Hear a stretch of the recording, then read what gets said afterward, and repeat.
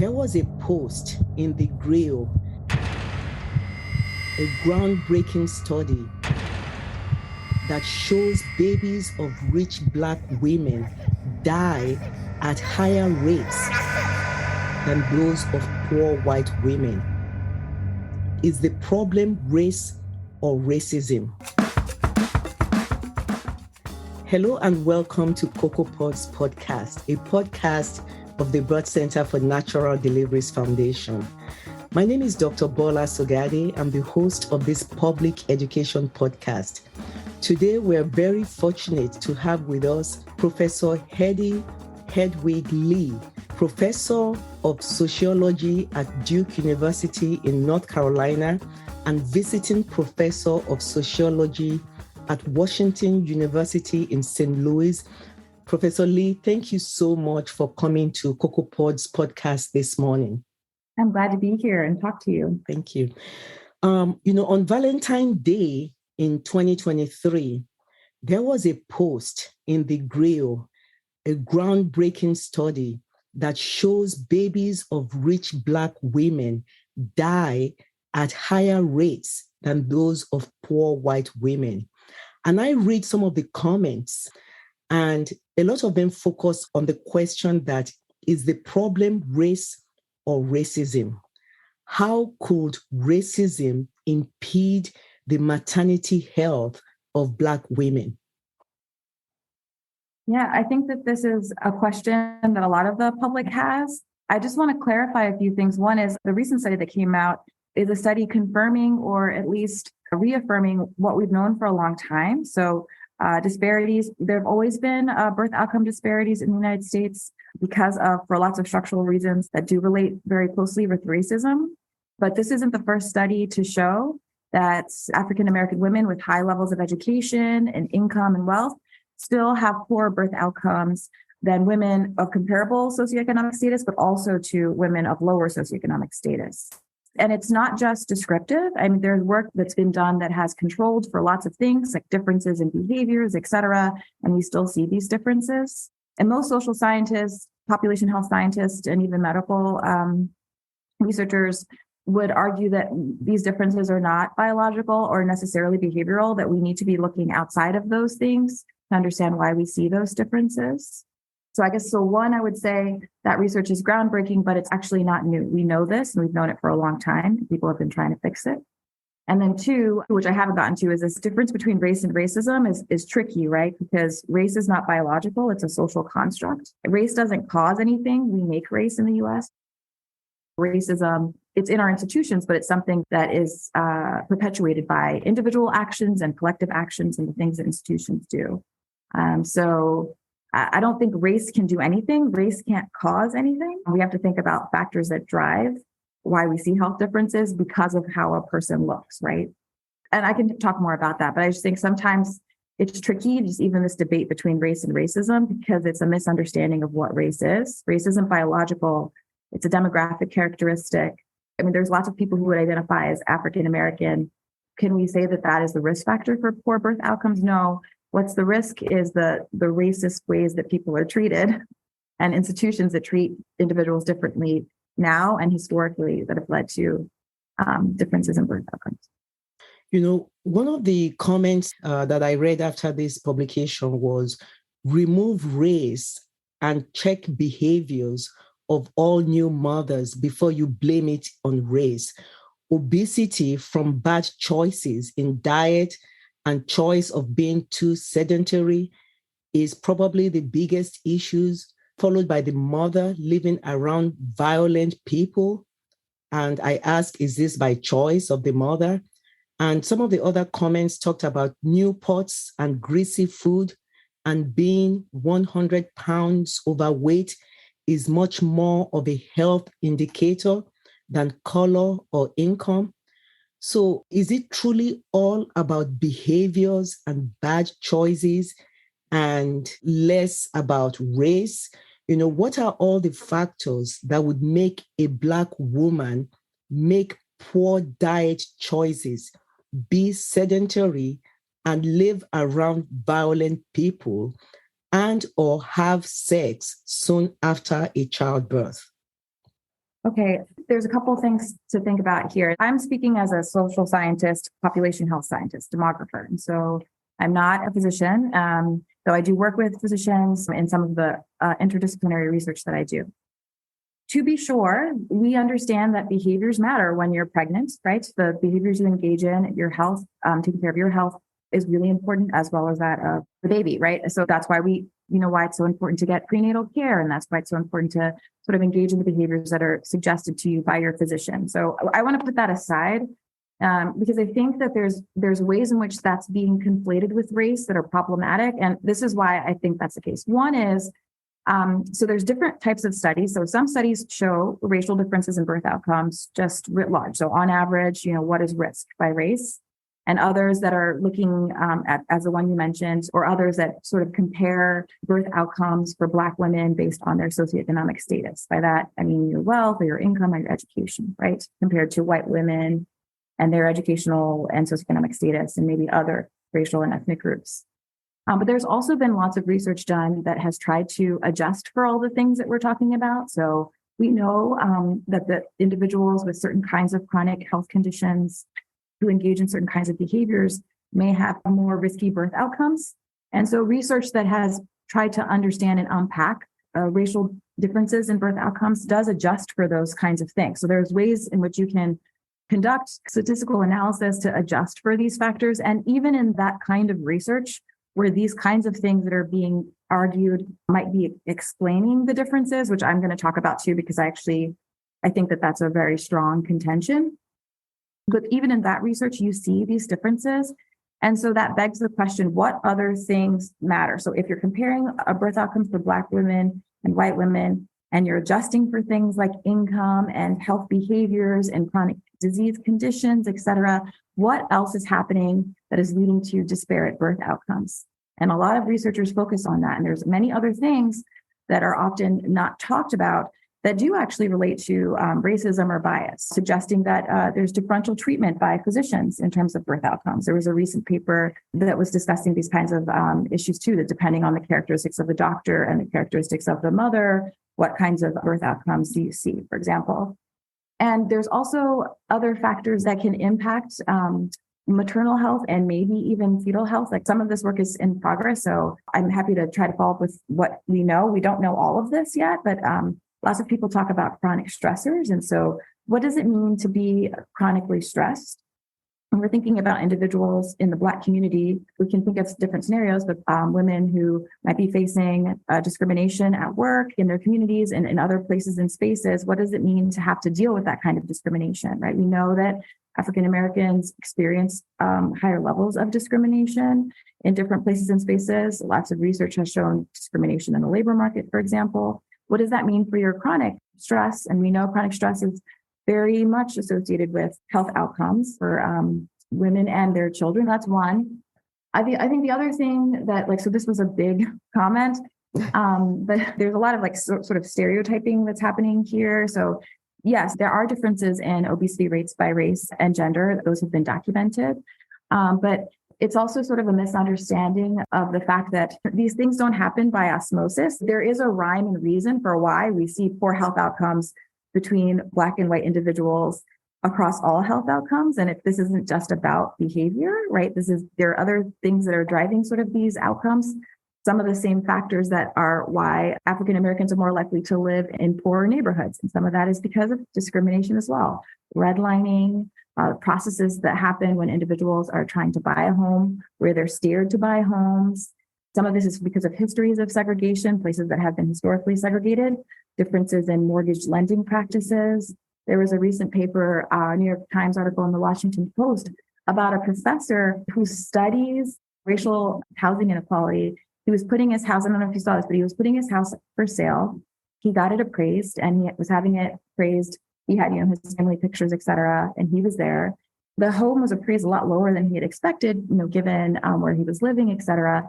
So he took out the pictures of his family, put in some pictures of white individuals, and had his friend come to be the stand-in for the appraisal. I think the appraisal was upwards of, don't quote me on this, but $200,000 more. So there's ways in which bias is operating that even impact where you live. This idea that these are all choices that individuals ignore, systematic ways in which individuals are discriminated against.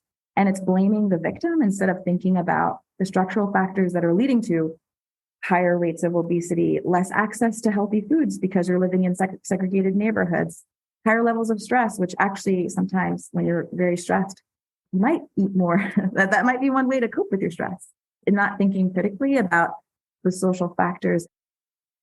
When I teach medical students, I love to do this exercise called But Why. I don't know if your daughter ever did this in medical school, but maybe there'll be a person presenting with a particular condition, and you'll ask, like, why is this person presenting with this condition? Like, why is this person coming in not having had prenatal care?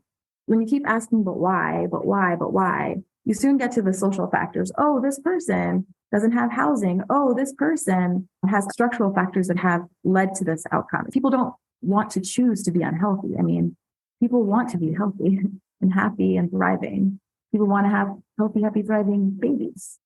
Thank you so much for that comment. Black women face humongous, everyday and ongoing disadvantages, stemming from a lot of reasons. And you talked about some of the reasons, such as their lives are less valued. There is a lack of family wealth, and this might be caused by racist government policies. So because of this, they don't have disposable income for health matters not covered by insurance.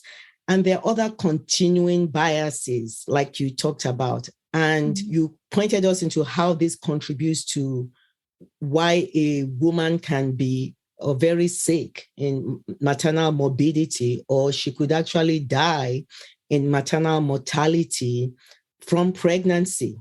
Another comment after this article blames some of these factors on parenting quality rather than structural racism.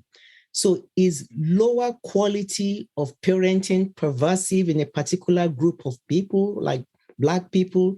And how could this be associated with multiple household risk factors that affect a mother's or a baby's health? Yeah, you always have really good, detailed questions. So one thing that I didn't mention before, but I think is related, is we started the podcast talking about, research showing that high socioeconomic status Black women have birth outcomes similar to those of low, or sometimes worse than those of low socioeconomic status white women. I just want to mention that again, because it suggests that we need to be thinking about other factors that might be driving differences, right? And there's lots of ways to think about this. One is, just because you have high income as an African-American woman doesn't mean it affords you the same kinds of outcomes, right? So we know that Black people, even when they have higher levels of income, are still living in more segregated areas because of some of the things we talked about earlier, right?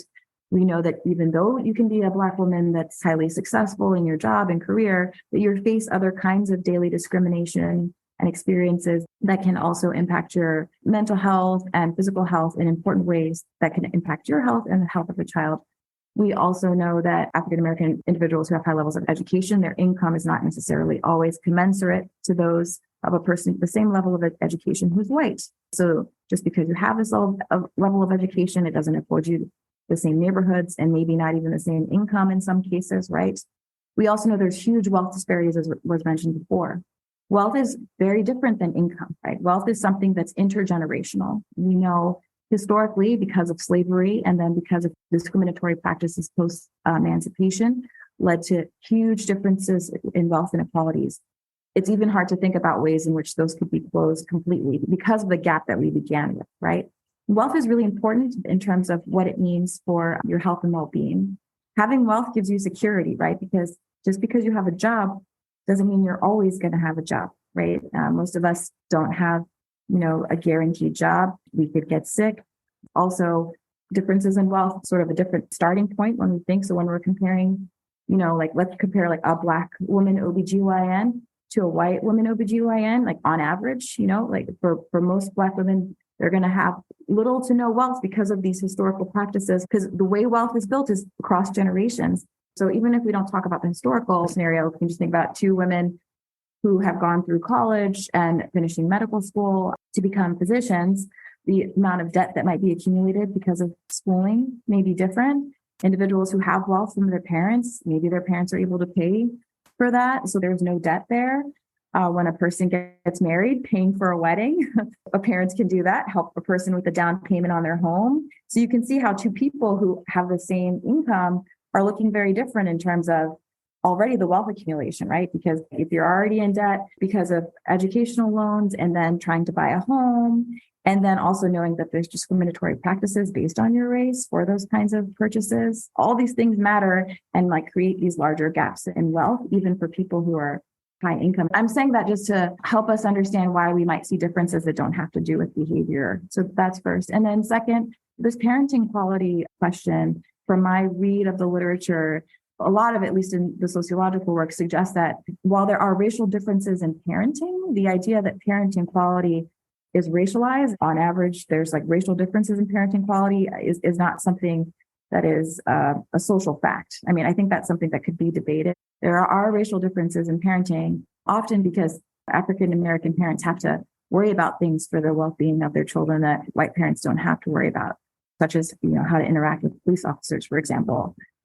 And also, there has been work recently that I am, more familiar with that suggests these ideas that there's socioeconomic differences in parenting. There's problems with that interpretation. What we've learned is that, most parents want to give their kids all the opportunities. It's just some people have more constraints, like some people don't have job flexibility or additional money, but we all want to do that for our kids on average, no matter what our socioeconomic status.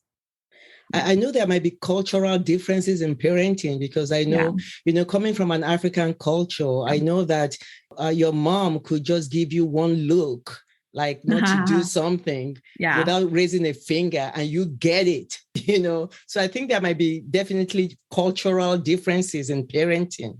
Right. No, so I think that there are differences, but the question is that the quality different? And so that's what I'm getting at. So there are, differences parenting like that are cultural, based on country of origin, based on immigrant generation, based on where you live in the country, et cetera. But then measuring the quality of that parenting is where it's tricky, because parenting is context-based, right? And so I guess every parent wants to think they're parenting the best, but I think the jury is still out on that, at least in the research, but I could be wrong. Somebody can put it in the comments in the podcast. Thank you. Another comment was, regardless, the old race card is wearing really thin. The edges are frayed, the corners are bent, and the print is barely legible. It's time to look in the mirror and determine the real root cause of everything negative or bad disproportionately affecting Blacks. And this is a comment that somebody posted after that paper. And I know we've alluded to this here and there. So, but just before, as we move on in this topic, what else is really affecting Blacks that some people think is absent in Hispanics and maybe the American Indians? Yeah, we do. In the US, we focus a lot on understanding Black and white. There's reasons for that. And some of it is related to where we have data. And so probably the most robust data we have after data on whites is on Blacks. So we know the most, like historically and over time, to be able to even measure differences, right? But to be sure, there are huge disparities between whites and Native Americans, and also other indigenous peoples in some of the U.S. territories, et cetera, or former territories that we don't often think about, but are really important. And I think we've seen those bear out when we've examined, COVID-19, for example. So Native populations are definitely experiencing health burdens, and often due to other histories of structural racism and colonialism that have impacted the health and well-being of those communities. There's a report that just came out that focuses on Native American populations, documenting the federally funded schools in which Native American children were forcibly removed from their families to go to these boarding schools where they were often mistreated, experienced severe forms of deprivation, et cetera. This is documented by the federal government. And I'm here summarizing, so may not have the details perfectly accurate. So, please go refer to this report that is out. Also detailing that the federal government used money from treaties that were meant to be used for Native Americans for their own well-being to fund these boarding schools, again, where children were forcibly removed and often mistreated. So there are other histories of racism and racial violence that have current consequences. Just because this happened a long time ago doesn't mean it doesn't impact you. This was the experience of a great-grandparent or grandparent. There's research to suggest that this is going to have long-term consequences. I don't want to say these things as though Native American communities or African American communities are not working towards resisting these kinds of experiences and improving community outcomes and advocacy, et cetera. But I think it's just to say this idea that the race card is frayed is problematic because it's a misunderstanding of our racial history and the severe consequences it has. And also only focusing on African Americans or Black Americans is problematic because it also makes invisible other harms that have been done. And even when we look at the Latinx community, first of all, the Latinx community is very diverse and lots of work that has, even for birth outcomes, that has been done when you sort of disentangle or when you do some more nuanced analysis of the Latinx community, you find that birth outcomes look different depending on the group you're talking about. So outcomes for Puerto Rican populations, a territory of the US, are poorer than those for Mexican populations. And also lots of birth outcomes get worse over time for people the longer they're in the United States, right? So people who are essentially healthy coming to the US experience poor birth outcomes, or their kids do, right? And so what does that mean for living in the US? To me, that suggests that, racism is alive and well in certain ways that has implications, because that means a person who is a first-generation immigrant coming to the US, that they can't expect that their children are going to have the same kinds of birth outcomes, right? And why? We have been talking to Professor Hedwig Lee, Professor of Sociology at Duke University in North Carolina and visiting Professor of Sociology at Washington University in St. Louis. Next time. I think there's a larger case to be made that improving health outcomes, reducing disparities, and improving systems and structures likely will have positive effects for our entire population, because inequality hurts everyone in certain ways, right? Thank you for listening to CocoaPod's podcast.